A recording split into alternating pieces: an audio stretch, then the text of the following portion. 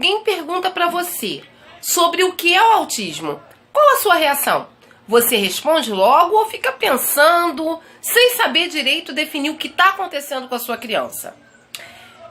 Foi pensando nisso que eu resolvi abrir o nosso bate-papo de hoje.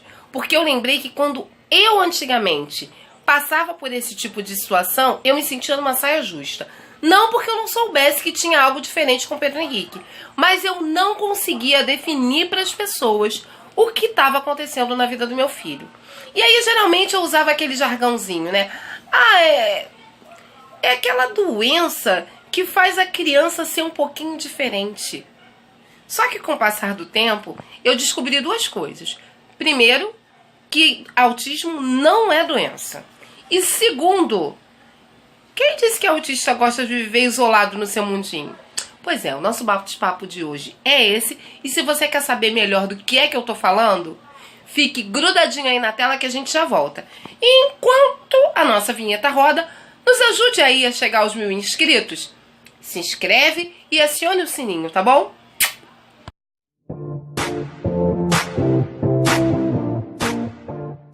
A primeira coisa é que nós precisamos definir a diferença entre doença e transtorno.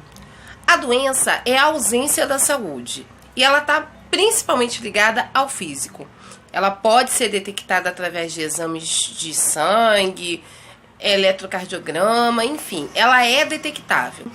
O transtorno é uma alteração do ciclo normal da saúde e ele não pode ser detectado através de exames, porque no caso do transtorno ele está voltado especificamente para a área mental. E uma outra questão, eu acho que isso é o que mais deixa a gente em situação difícil quando você tem um filho autista.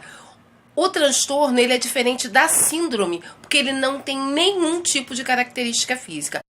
No caso do autismo, quando a gente fala dos prejuízos que o transtorno traz, a gente está falando especificamente de quê? O autista é aquela pessoa que tem dificuldade de lidar com o mundo que a gente vive por uma série de situações.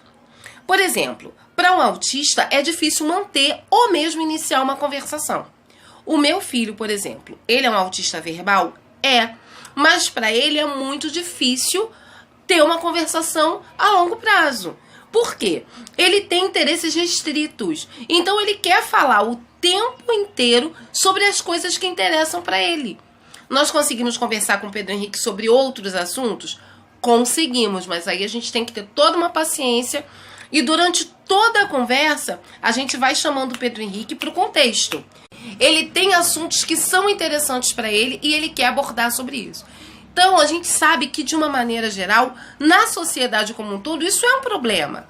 As pessoas não conseguem ficar horas e horas falando sobre o mesmo desenho, horas e horas falando sobre como funciona o ventilador, porque todo mundo tem interesses diversificados. E no caso do autista, eles têm um foco, eles se interessam por uma coisa específica.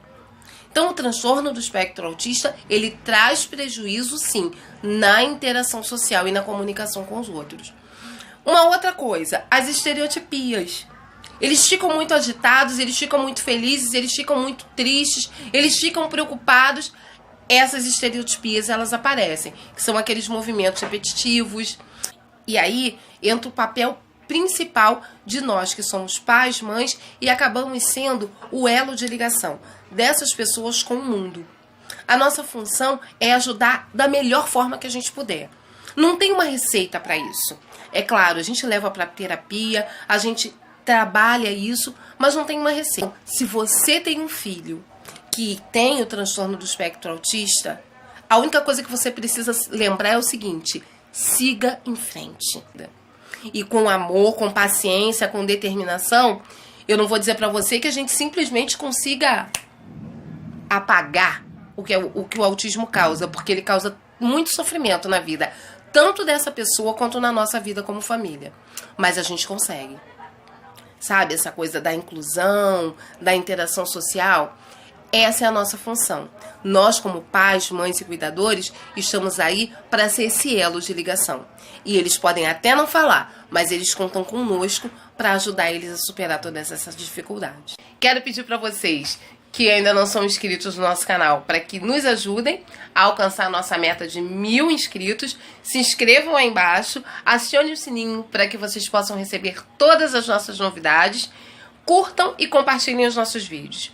No mais, meus queridos, fiquem com Deus. Beijos e até segunda-feira. Tchau!